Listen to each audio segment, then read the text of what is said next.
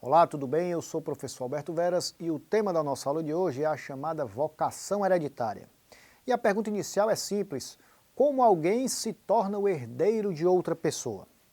Para se inserir na relação jurídica hereditária, o sujeito deve ter legitimidade sucessória passiva para receber a herança. Não é toda pessoa que pode ser chamada a suceder, deve haver legitimidade para receber a herança. Assim, temos que a legitimidade passiva é a regra e a ilegitimidade a exceção. No direito sucessório, vigora o princípio de que todas as pessoas têm legitimação para suceder, exceto aquelas afastadas pela lei. A legitimação é uma capacidade especial para determinado ato jurídico. No caso da herança, o ato é a sucessão. São legitimados a suceder as pessoas nascidas ou já concebidas no momento da abertura da sucessão.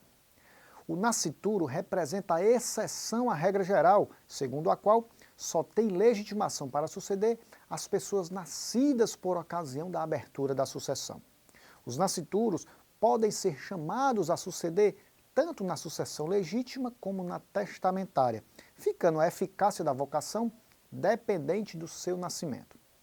E o que seria a vocação hereditária em si? Conforme a doutrina, vocação hereditária é a expressão empregada para designar a ordem preferencial que a lei estabelece em abstrato entre os sucessores dos falecidos no âmbito da sucessão legal.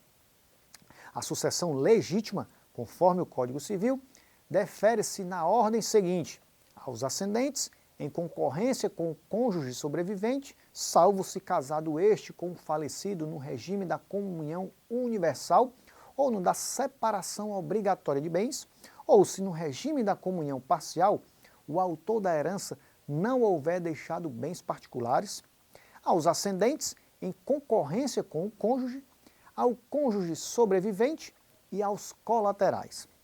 A cada degrau da vocação hereditária chama-se classe. O Código Civil traz regras específicas em relação à sucessão dos herdeiros de cada uma dessas classes. Por exemplo, entre os descendentes, os de grau mais próximo excluem os de grau mais remoto. Na sucessão testamentária, podem ainda ser chamados a suceder os filhos ainda não concebidos de pessoas indicadas pelo testador, desde que vivas estas ao abrir-se a sucessão, e as pessoas jurídicas que podem herdar por sucessão testamentária ou por serem organizadas sob a forma de fundação. É importante destacar que, após o Código de 2002, o cônjuge sobrevivente passa a concorrer com os descendentes, em primeiro lugar, e com os ascendentes, em segundo lugar. Assim, o cônjuge deixa a condição de herdeiro legítimo facultativo e passa ao status de herdeiro legítimo necessário, colocado em primeiro lugar na ordem de preferência.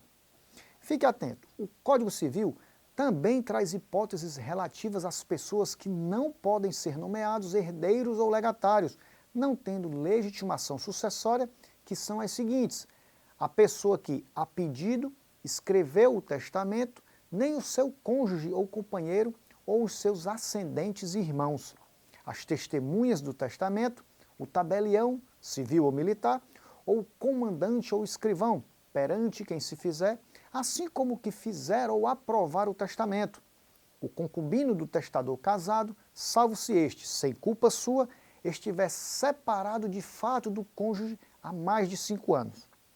Tal vedação não se aplica à união estável, independentemente do período de separação de fato. Em tais situações, são nulas, no sentido de nulidade absoluta, as disposições testamentárias em favor de pessoas não legitimadas a suceder, ainda quando simuladas sob a forma de contrato oneroso ou feitas mediante interposta pessoa. A interposição de pessoas se dá por simulação relativa subjetiva. Exemplificando, se o testador casado não lega o bem à sua amante, mas ao irmão dela, este será a pessoa interposta. E por fim, é lícita deixar ao filho do concubino ou amante, quando também o for o testador. Ou seja, é válida a disposição testamentária em favor de filho do testador, com a sua concubina. Vale lembrar que o filho, não importando a origem, é herdeiro do seu progenitor. A Constituição prevê a igualdade entre os filhos nos termos do artigo 227, parágrafo 6º. O Código Civil também suprimiu qualquer diferença entre os filhos outrora denominados legítimos e ilegítimos, reconhecendo sem qualquer restrição o direito sucessório dos filhos adotivos. E assim concluímos com esse destaque a nossa breve análise acerca da vocação hereditária. Não deixe de consultar, portanto, o material didático disponibilizado na sua área do aluno, onde você encontra maiores detalhes dos temas aqui estudados. Mantenha o foco nos seus esforços, revise o conteúdo com frequência. Quanto mais você revisa, mais facilmente aprende as informações. Até o nosso próximo encontro e bons estudos!